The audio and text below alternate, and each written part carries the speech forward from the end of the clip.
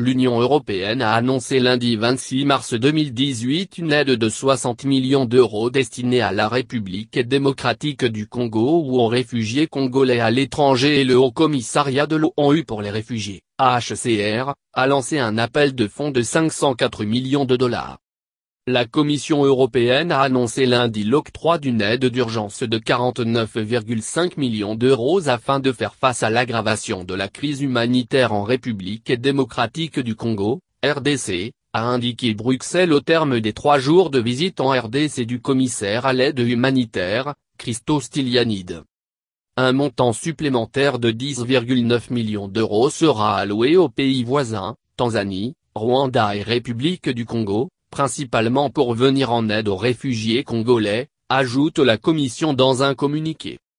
Les besoins humanitaires en République démocratique du Congo sont de plus en plus importants. C'est devenu la plus grande crise liée aux déplacements en Afrique, a répété M. Stylianides. M.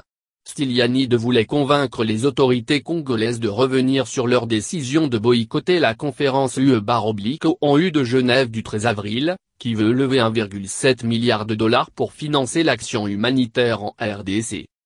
Le gouvernement congolais estime que le niveau de la crise humanitaire n'était pas aussi excessif dans le pays que le prétendent les Nations Unies et les ONG.